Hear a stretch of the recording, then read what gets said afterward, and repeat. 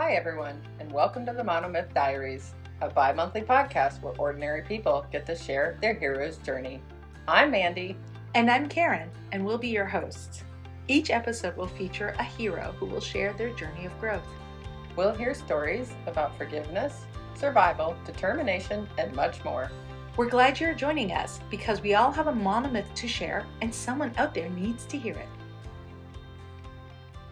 Welcome back to the Monomyth Diaries. This is a Take What You Like and Leave the Rest podcast. Today we're joined by someone whose journey is deeply personal and incredibly life-altering. Christina, thank you so much for joining us and your willingness to share your story of becoming a young mom. Of course, thank you for having me. Before we start though, we're going to start with some Monomyth story starters. It's a series of quick questions, get you comfortable, get you talking, get the audience to know you a little bit. Okay, let's do it. All right, question 1. Dogs or cats? Dogs. Tell us about your dog. I have both. I have dogs and cats. My dog, Hank, is a rescue. I've had him for almost 3 years now. I call him my boyfriend. And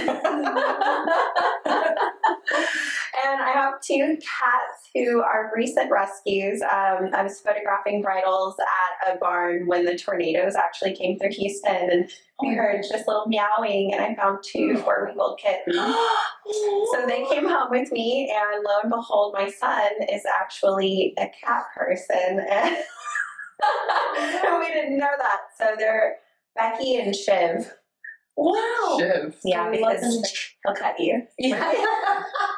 How does Hank and the cats get along? Well, they have definitely been raised by pit bulls, and they are like little dogs themselves, so they get along great. They play with his tail. They all cuddle all the time. He chases them around the house. They hide from him, come out from the couch, get him. So, yeah, they're best friends. They're very unbothered by him, and he's very bothered by them. Sometimes. I love it. Do you have a nickname? And if so, what is it? I have a few nicknames. I think it depends on the phase of life in which you met me. So I think that there's a Chris, shortened for Christina, is what one of my service industry nicknames was for years until we got too many Christophers and Christinas and on staff. Cricket is another nickname. So my co-ed softball team, I'm Cricket. Nice. And one of my best girlfriends, my sisters, quote unquote, nicknamed me that years ago. And I've asked her, like, where did it come from? And she has no idea. But she'll introduce me to people, and I'm like, I'm Christina. And they're like, oh, you're Cricket. And I'm like, okay, so I know who introduced you. And then also Rabbit. So it's my Chinese zodiac is a fire rabbit. And part of my business, WDR, the rabbit is in the acronym for that. So my personal Instagram and things, it's like Christina Rabbit Griffin. Is that where Water Dog and Rabbit came from? Yeah, they're Chinese zodiacs. Oh. Yeah. So Water Dog is Richard's zodiac. Oh, I didn't know that. Yeah. Awesome. Yeah. So awesome. I was in Hong Kong, and there's the 10,000 Buddhas monastery. So you're going up all these steps, and there's just Buddhas everywhere, little statues. It's beautiful. But by the time you get up to the top, you're absolutely exhausted, and you're taking a breath, but you can see all of Hong Kong City behind you, and there's this little gift shop, and I just found like little zodiac charms, and it stuck with me that whole little moment. So I brought that sentiment into my company. And yeah. I love it. I actually think I've been to that monastery with my grandmother. Yes. So she hiked to the top. She stayed at the bottom, and I did. Yeah. She went to make offerings at some of the shrines. Yeah. And I saw the stairs, and I went, I'm going to do this. Yeah. I think I was still like, 19. And how did you feel when you reached the top? Oh, it was like... But it's beautiful. It's definitely, and like each step is just so different. So there's no real like cadence you can get into going up the steps. You're like little step, double step, 3 little steps. Yeah. I don't know how old it is, but it's super ancient. That's a cool idea. That's what I knew about you. It's awesome. So, Cricket or Rabbit, if you could have dinner with anyone, dead or alive, who would it be? I really love Lady Gaga. I really do. I think that she's just a fascinating human, and a lot of the roles that she's portrayed, the way she's able to throw herself into them. But also, I think that she does a lot for women and just being organically ourselves. Yeah. You know, she's always pushed, like, telling some of her stories just to connect with us. And then maybe Sean Connery, just, he's been in a lot of conversations around me in the last week. He's on my mind. There's something about Alcatraz that reminds me of, like, random. right. So could you imagine going to a dinner with Sean Connery and just hearing his voice? Yes. All There's only one Sean Connery. You can hear it in your head right now. Yes. Yeah, Definitely can.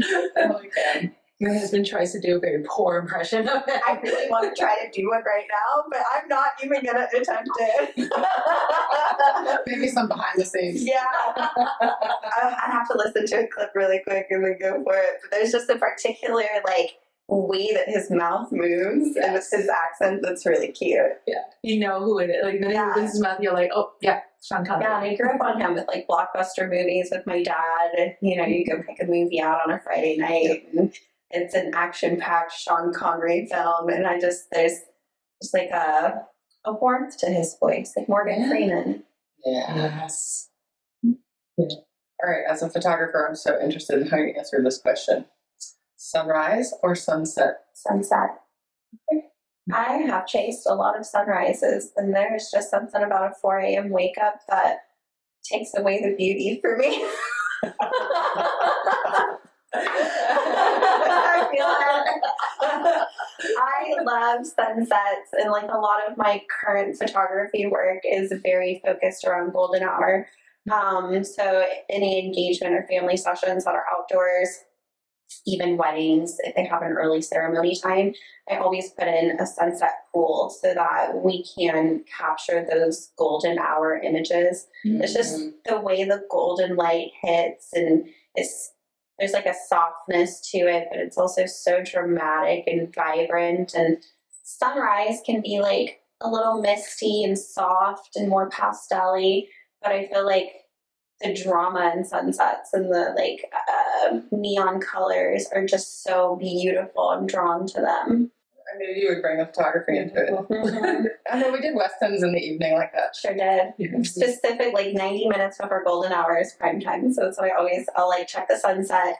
Be like, sunset's at 6:15. We should meet at like 4:45 and go into outfit 1 too. Because sometimes if the cloud coverage is dramatic enough, you get like those really beautiful colors, but you get it for like 14 minutes, and you've got to be logistically prepared. And I always feel really proud when I'm able to get all the shots and poses I want in during that, because, like, there's no reshoot. You have so much time.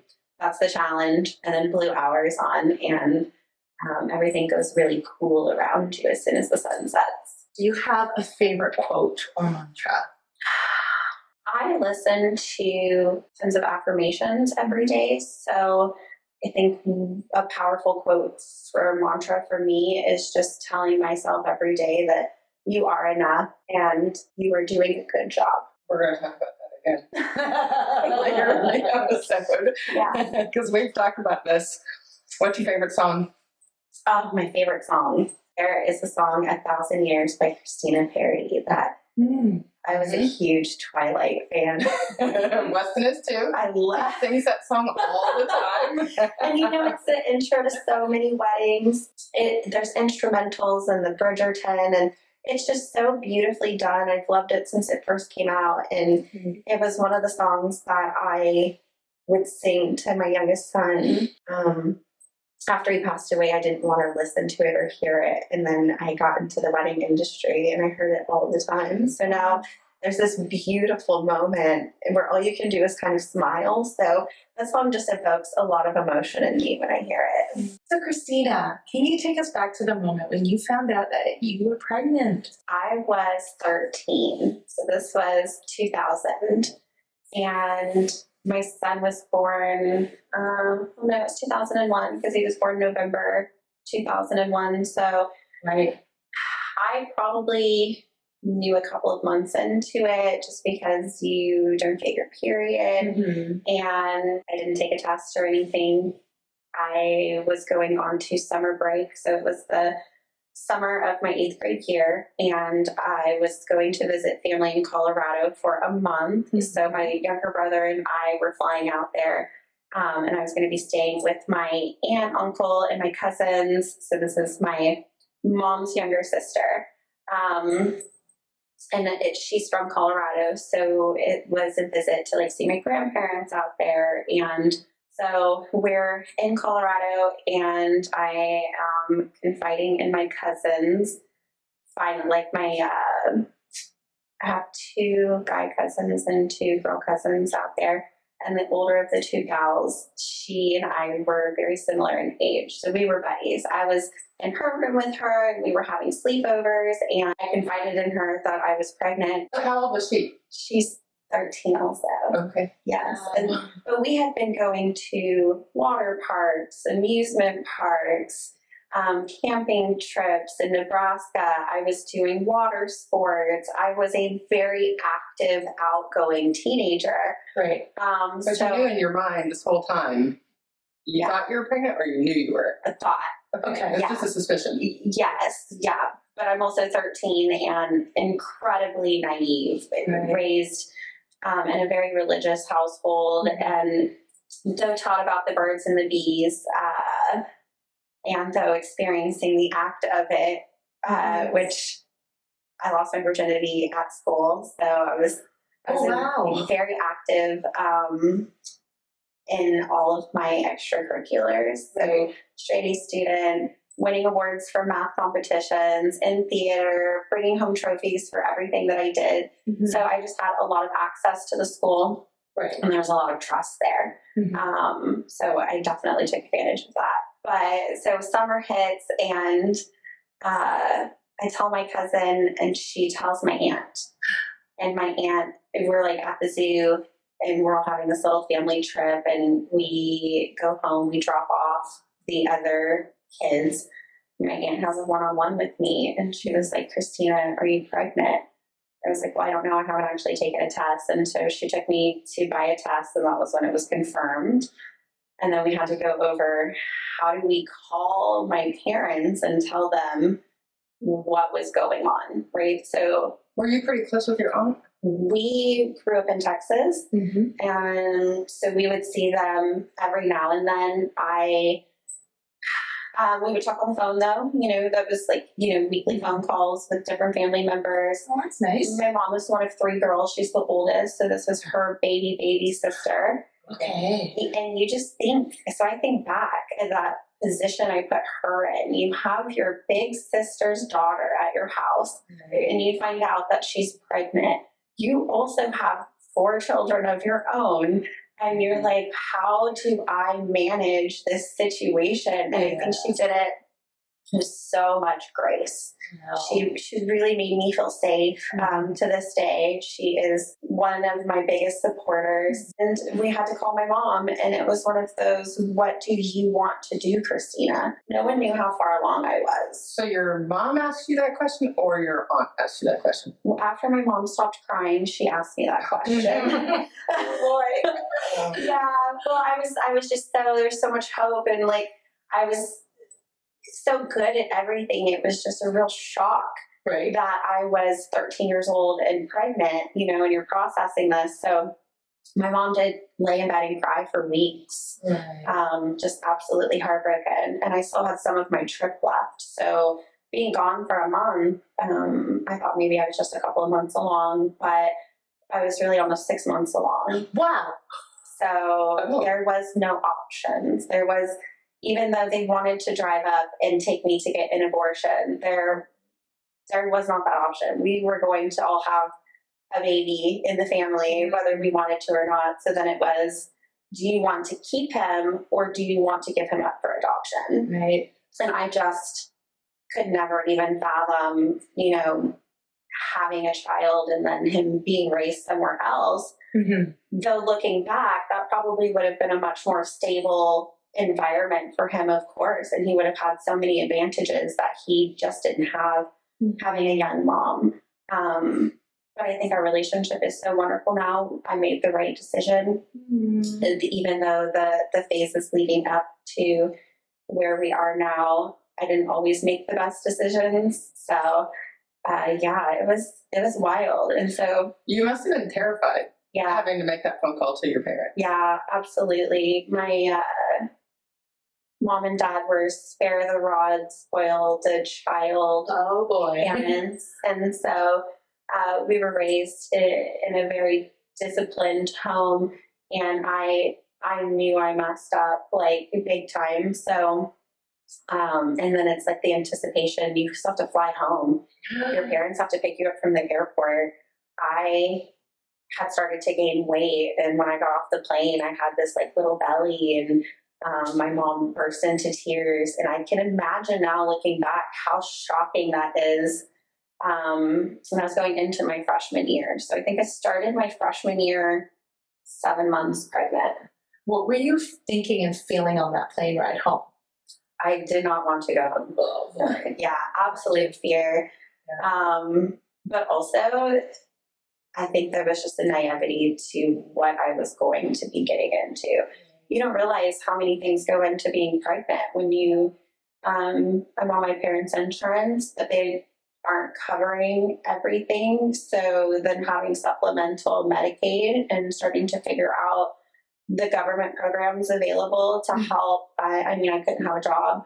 I didn't drive. And that was something that my family had to pick up, is not only the tab for an additional mouth to feed, but also like the errands and, prepping the house for a baby to be there. And it took a village, and it was me, my parents, my older brother, and my younger brother.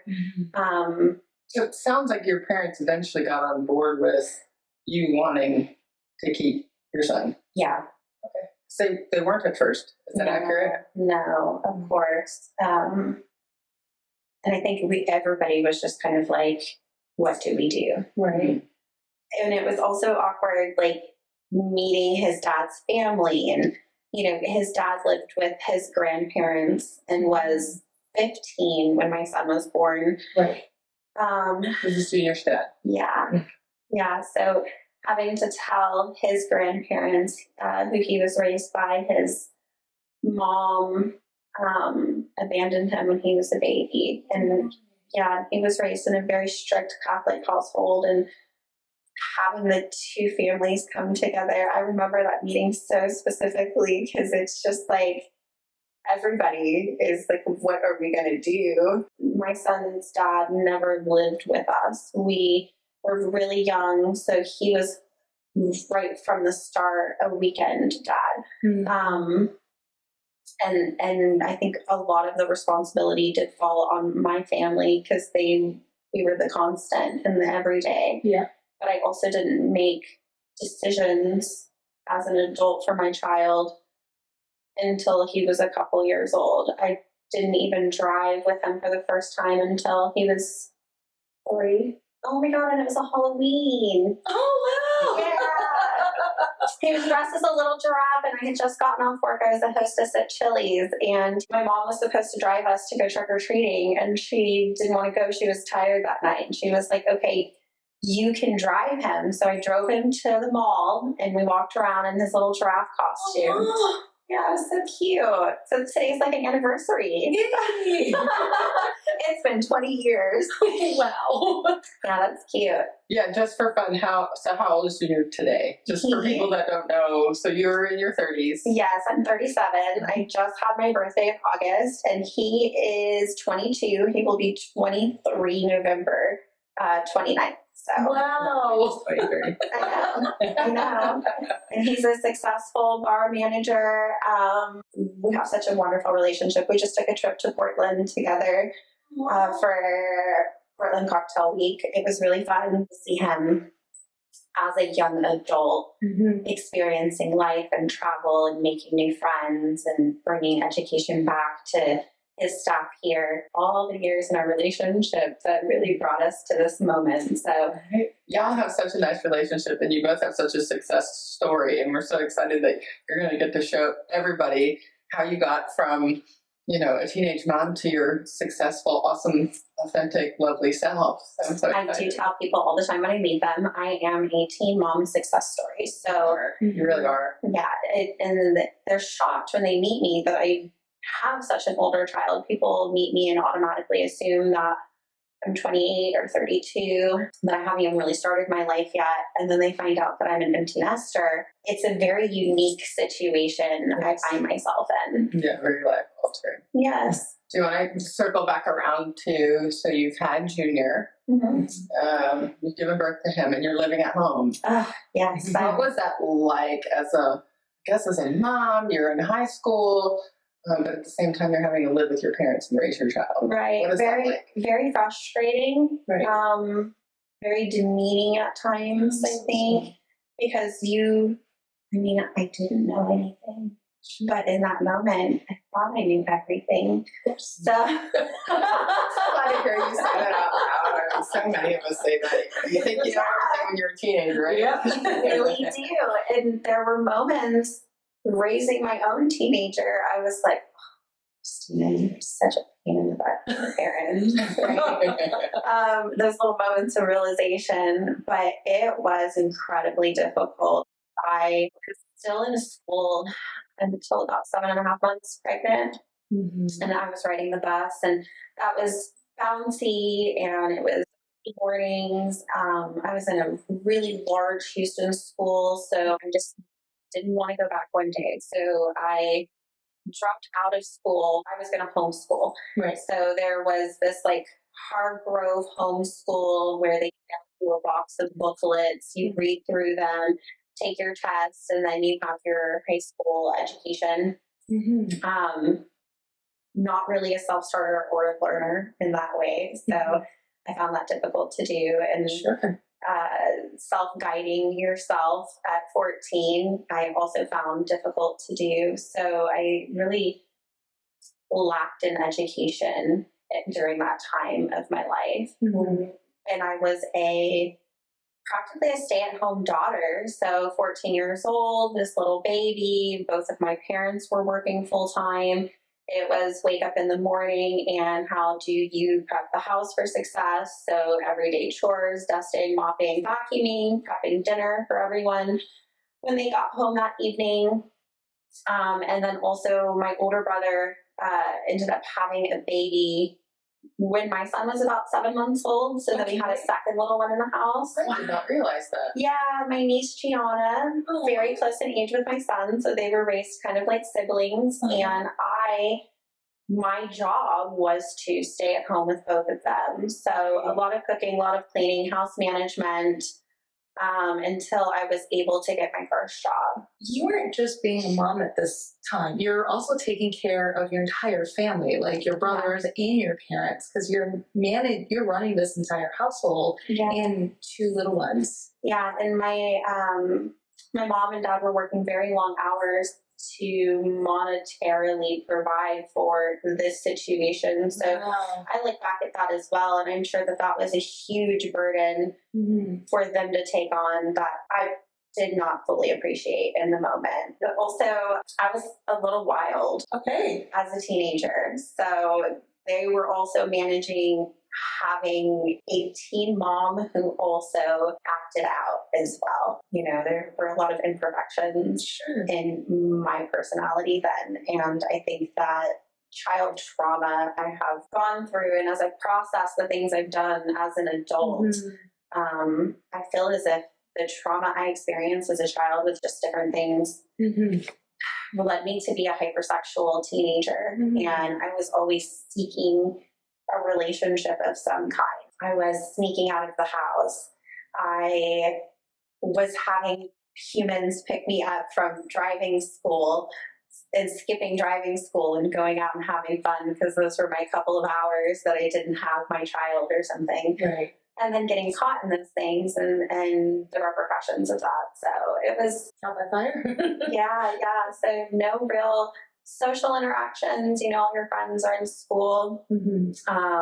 No senior prom, no homecoming. I went to an orchestra banquet once and got to dress up for that. So that was fun. My friend brought me as his date. But all of those things that I loved about school, I really missed and regretted. And I think I acted out a lot. Did you continue to date Junior's dad during this time? Off and on. Yes. Yeah. So. But he stays active in Junior's life during this time. Absolutely. Okay. Yes, absolutely. So he would pick him up and like do FFA. His dad stayed in school and graduated as a senior. He had the support from his family to like be in FFA and all of those things. So I would go to some of his school things. So what's a FFA? Future Farmers of America. Oh. Yeah, where they get to like raise pigs and different animals. Could you maybe talk a little bit about what was your relationship with Junior's dad during this entire time? Because you mentioned you're dating on and off, so I'm going to read that things weren't perfect.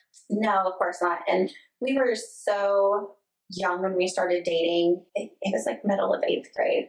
So off and on a little bit. I was more off all the time. His dad adored me. And still to this day would do anything for me. He's married now and has stepkids, and my son will go over there and hang out with him and the family. But he at any point would have been by my side and just happy to be a happy little family. I, however, wanted more, and I just didn't know what that was. Right. I had a 16-year-old relationships, going on different dates, just kind of feeling out what I do and don't like about humans, and exploring and having fun when my son is at his dad's on the weekend. Sure. So getting to go act my age a little bit. Discovering who you are. I do feel as if now at 37, I know exactly who I am, and my heart hurts for that girl sometimes when you look back and just so confused and making all the wrong decisions. And one of my biggest life regrets is just not spending that time finding myself with my son. I could have had so many more memories with him, and I give myself a really hard time about it.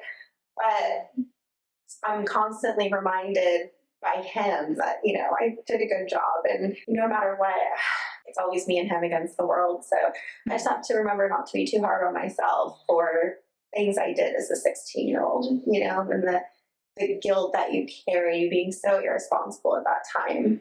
But if I could go back and change anything, I would just be more present. You're doing the best you could with what you had. Yeah. And you didn't know what you didn't know. Right. Absolutely. And you had to walk that path to get to who you are today. Yes. You and Junior wouldn't be the success stories you are had things been different. So I have a lot of friends who have young children right now, and they're like, I hope my relationship with my child is like yours. Like as a young adult, you see so many relationships where you're not close. I'm not that close with my parents. We talk ever so often when I call them, and we catch up, and they love me dearly. But it's not like with my son. I would love to be a multi-generational household and help with my grandkids one day, and, you know, be able to lean on each other for support. Whereas my family is very like, you're 18, you're on your own, you have your own life. And I want to go back to where you're not alone. You don't have to do this by yourself. Life is hard sometimes, and I'm always here for you. So going on that, so you're raising Junior at home. It's been a few years. You're carrying a lot of burdens. You're doing the housework. You're maintaining at a certain standard to what your mom wants. There's 2 little ones.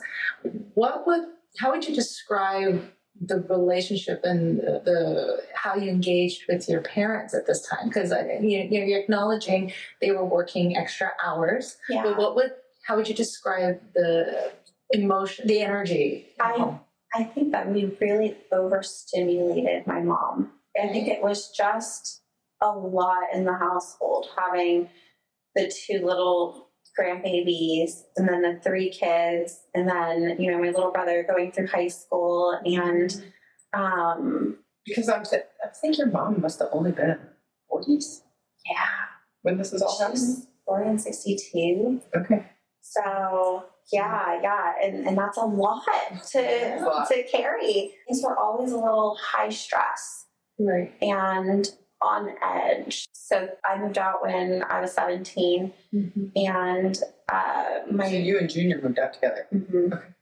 Yeah, and my dad co-signed for an apartment for me, and it was in Baytown, Texas, a little 2-bedroom, 2-bathroom, $550 a month. I worked 2 jobs. So I was a secretary for a marine company that worked out of the Port of Houston. My entire family is in the shipping industry, so they are all union for the Port of Houston. So my dad and brothers all work on the ships and have done that their entire lives. So it was natural for me to slip into a job that had to do with stevedoring in some way. It was a connection that my brother had, and I think I made like $12 an hour. And then when I turned 18, I got into like cocktail waitressing and realized there's so much money to be made doing that. So worked at like the little country bars and dive bars, and it was like, oh my God, I can make my whole paycheck in like 2 nights,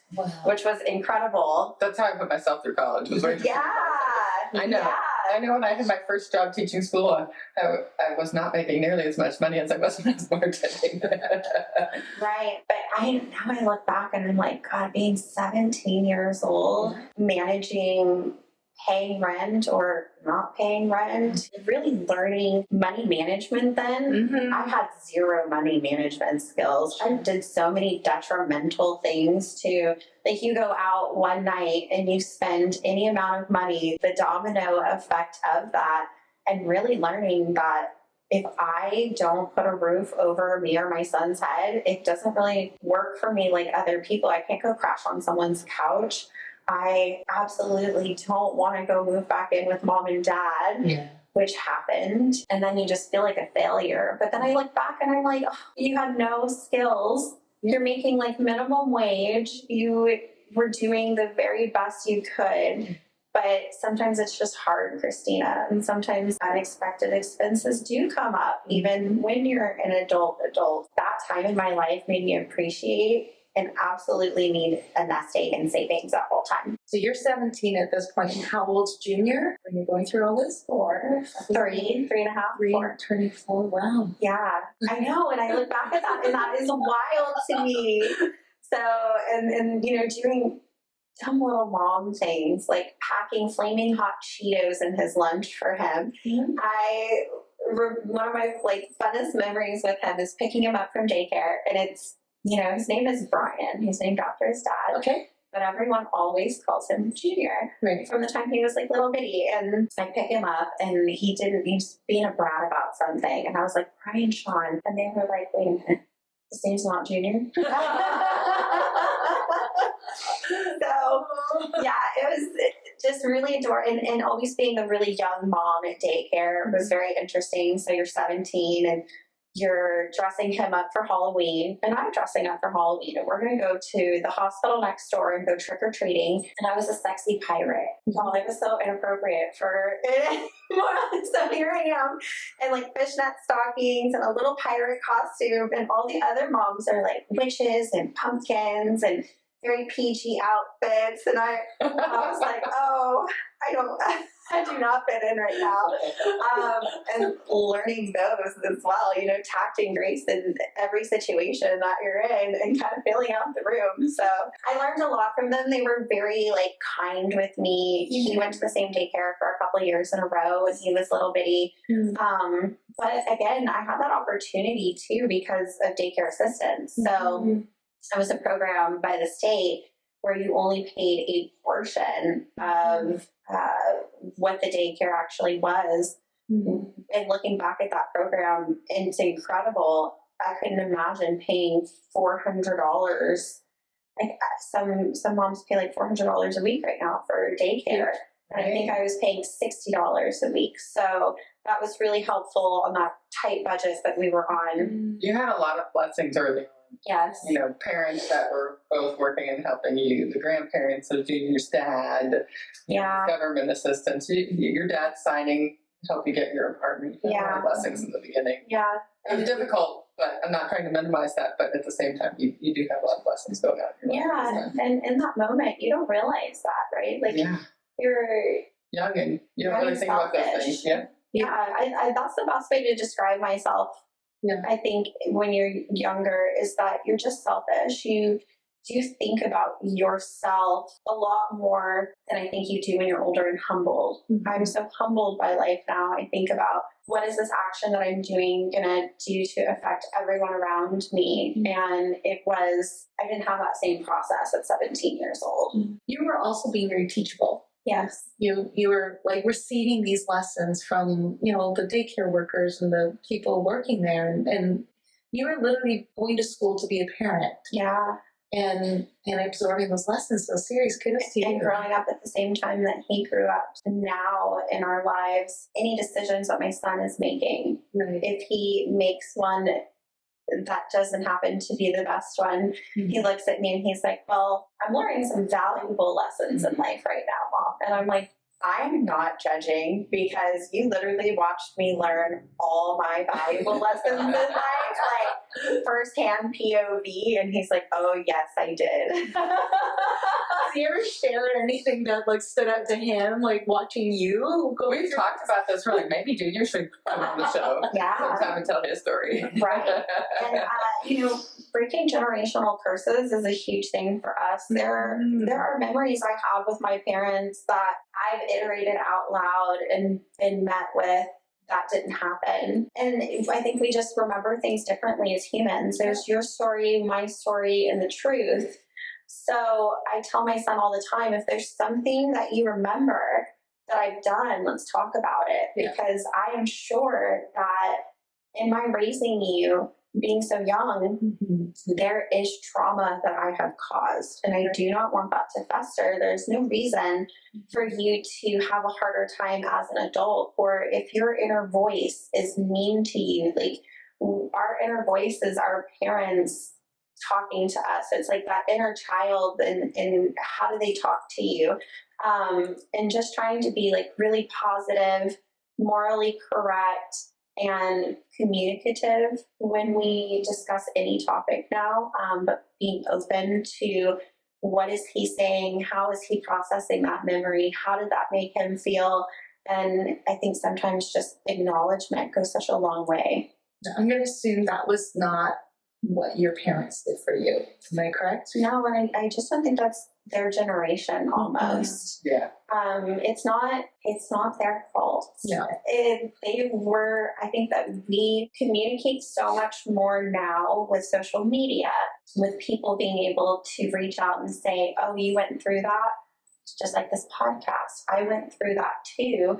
And being more open and organic. Where did you learn this skill? Because that's a skill set to be able to have that kind of communicative relationship with your son. Because it didn't happen right away, right? So you're 17, you've moved out. And I remember us talking for the next probably 8 years, right? You do a lot of moving. Yeah, so my son went to 13 different elementary and middle schools. Whether I was moving from one little town to the other, I would pick up and go without a second thought.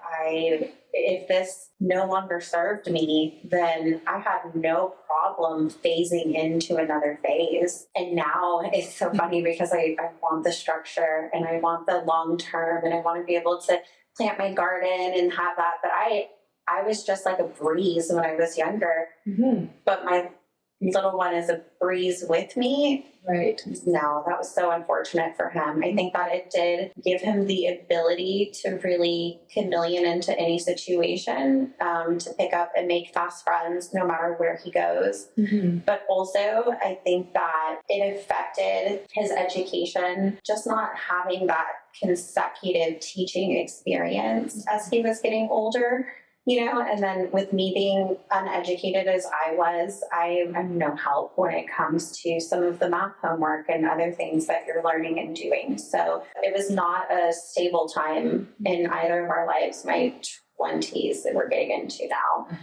So, and I also had a second son who passed away from SIDS during all of this time. So after that happened, there was a year where he went to go live with his dad because I felt like I couldn't be a parent or a human. Junior goes to live with dad. Yeah, and Okay. that's one of his school moves, was just experiencing a great tragedy and genuinely being plucked from his school that day and put into a new school with his dad in a new room and all of those things. And that is also, I still process if that was the right decision or not. You know, would it have been better for him to see me suffer in the way that I did? Or did I do good by putting him somewhere where he would have normalcy? But Tough decision. Very Right. tough. So Junior, did he go live with his dad prior to your son dying? no. Okay. Yeah. It was the night that he passed away, he went to go live with his dad. And we never went back to the townhouse where the tragedy happened. We went back for a day with family and friends to pack it all up and put it in storage, but I just couldn't exist there. Understandable. So you're moving around with Junior a lot, and I know that this plays into your stories. Can you talk about your parenting style a little bit before? Yeah. What was your parenting style during these years with Junior like? Do as I say, not as I do. Spare the rod, spoil the child. If you're acting out in any way, there is a disciplinary action for that afterwards. Getting written up at school meant you got whoopings when you got home. And my mom, funny, I find out when they're older, I didn't have all of the information either. So this is part of parenting with a village, also parenting. Yeah. A lot of notes or things that would come home warning what was going on at school were secretly signed by my mom and sent back, and he'd be like, okay, well, don't do it again. And he'd be like, okay, grandma, I won't. So I was just very in the dark about some things. So I think by the time it reached me, I did not understand why it was at critical mass point, you know, and I'm trying to be a good parent. And I think that disciplining means spankings. You thought that was being a good parent. Right. Yes, right. Okay. Yeah. Now there's gentle parenting. Right, that's what I kind of wanted to get into, because knowing what your relationship with Junior is like now, and Now I know with it gentle didn't start like that. Because Yes. we know one another, but not everybody knows the situation. Yes. They don't know how you got there, right? And so once upon a time, that was not your parenting style. No, So and I was loud and we yelled and we didn't talk through things. And, Right. you know, as a child, I'm the adult.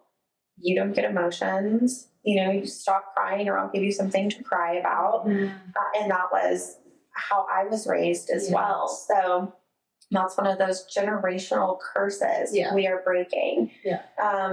Even though there are times if we're at Walmart and there's someone throwing a fit somewhere, he's like, you would have taken me in the bathroom. I had to come out with an attitude adjustment. So we laugh and joke about it, but you've had some healing. Yeah.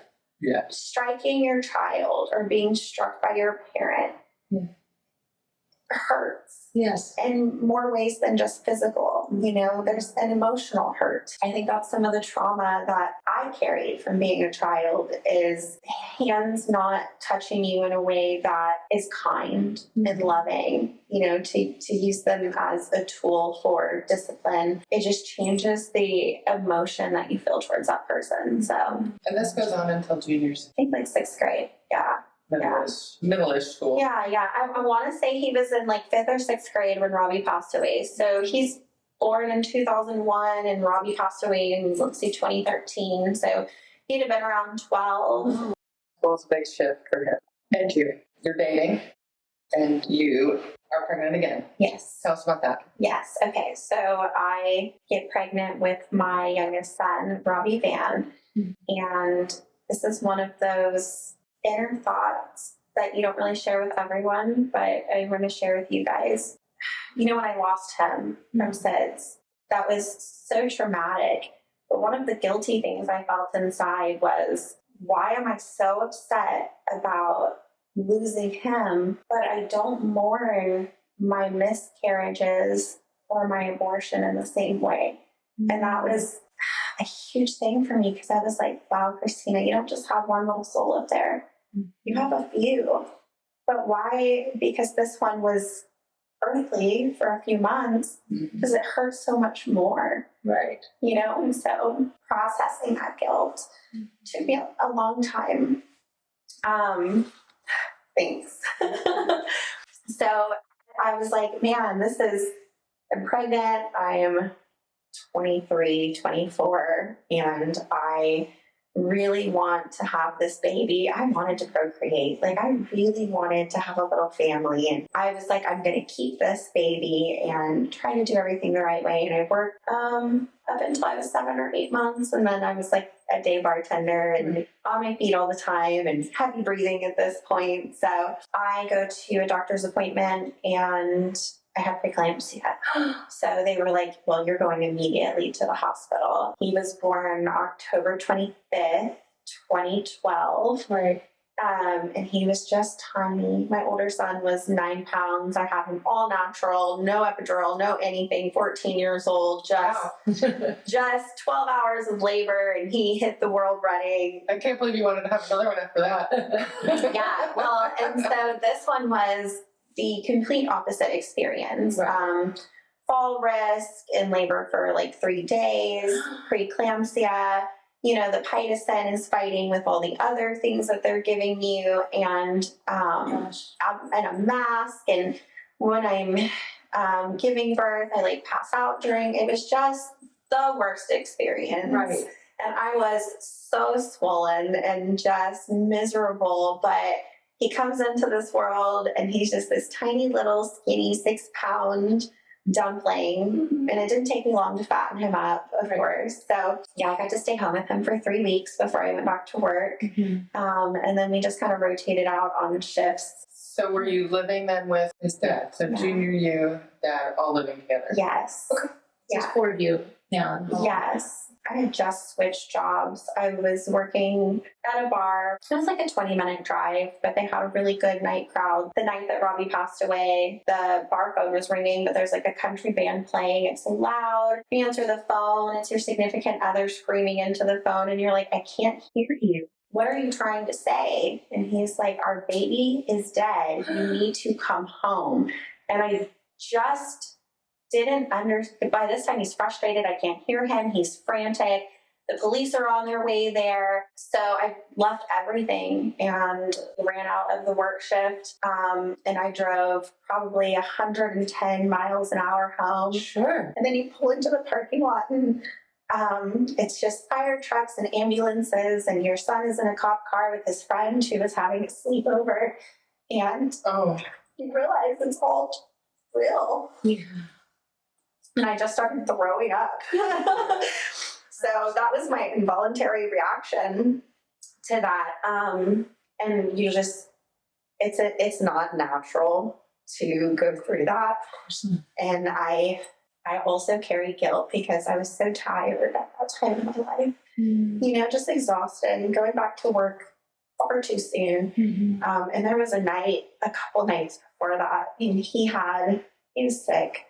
My son had come home from his dad's, and literally he's like, sees me and I'm dying and miserable, and the baby's miserable, and he's like, give me that baby. And yeah, you know, he was just so good with him. But I had come home from work and he was crying and I was exhausted, and I sat next to his crib and I cried and I was like, God, please take this away from me. And I was like, oh, well, I asked for it and now I don't have it anymore. And I just didn't know how to process all of that. I listened to Gary Allen's Every Storm Runs Out of Rain song on repeat for like 3 days. And I just couldn't stop the tears from coming out of my face. Like, it's shuddering, exhausting. So that night when they kept everyone in police cars for a few hours, and then they were like, we'll continue the investigation, but it doesn't look like foul play right now. And they took his body and they wouldn't let me see him again. And I think that was one of the hardest things for me, was that I never got that closure, you know? Right. But my younger brother had showed up, and he took my son to his dad's house. Right. And his dad, of course, is like, Christina, how can I help? And I was like, I don't think I can be a mom right now. I need you to take Junior. And he made decisions then to like pull him out of school, put him in school with him, put a room together at the place he was at. It was very, very last minute. And that's when I moved to Katy. So that entire experience brought me to this area of town where I started to work at Baker Street, met a lot of my friends and colleagues here. I also went right back to work immediately after it happened. People said I should wait a few weeks, but I was like, for what? What am I waiting for? I am just a frotty mess here. So I was able to put on a good face, go and work all day, and then go sit in my car and cry the whole way home. And then I would go and see Junior on like Wednesdays for lunch at school, pick him up on the weekends, and we would go and do fun things.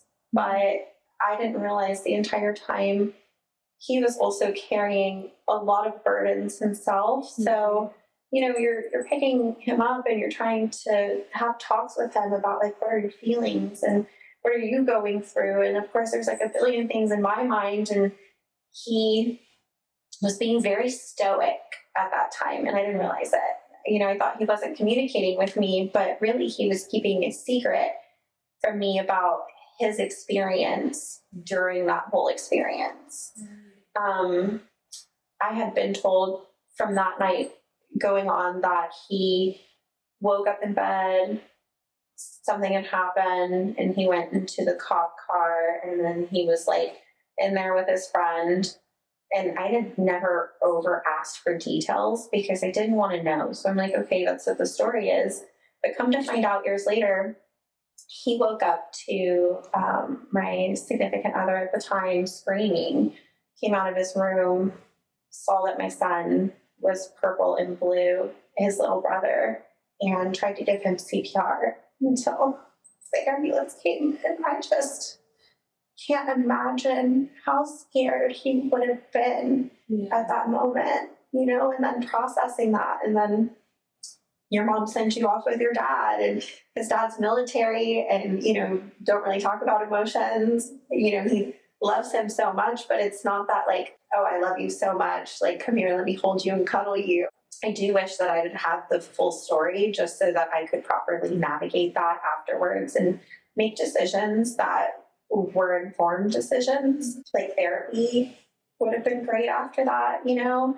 Were you aware of resources and tools like that at the time? Or? Yeah. So I actually did something that I think really helped me to continue moving on and stop wallowing in all of the pain that I felt, and instead use that for mentoring other humans and finding strength inside myself and starting to soften my heart and doing a lot of healing of my own. Compassionate Friends is a grief group, and I found them fairly early on. And so I would go, they meet like one Tuesday a month. And my first meeting with them, I went and I sat down, and everyone is introducing themselves, and you get to, hi, I'm Christina Griffin. This is my son, Robbie Van. He was 4 months old when we lost him to SIDS, and you get to say their name and you get to acknowledge it. And there were women in that group that 6 years after the death of their children couldn't walk to their mailboxes yet. And were so overcome by their grief that it affected their day-to-day life. They consumed them. And I didn't want to be like that. So if anything, it showed me if I didn't find the strength, what my future was going to be like and what I didn't want it to look like. So it at least gave me something to like strive for, to be able to be an active member of society still, even though I'm hurting and grieving. Because I think that's one thing that we all experience together. We're all so different. but every single person in this room has experienced grief in some way. We've all lost someone that we love. So it's the grace in which we handle situations that really defines our character of who we are. And I think that was a lesson that I really started to learn in that moment. You might be asking, how did you come across Compassionate Friends? Sounds like a godsend. Yeah. It's a national chapter. And so there's one here in Katy, and through grief and everyone reaching out to me, it was a suggested group in the area by someone that I knew. Mm-hmm. And so I made the decision to go. And though I'm still signed up for the emails, and though I don't go every month now, sure, there are times that my grief still overcomes me. It's been 12 years, and I'll think that I'm over it, right? You never get over it. And like his birthday this last Friday was just really solemn and melancholy for me. Mm-hmm. There is a day every year that is the National Bereaved Children's Day. And they do something where you can bring a photo of your child and light a candle, say their names on a microphone.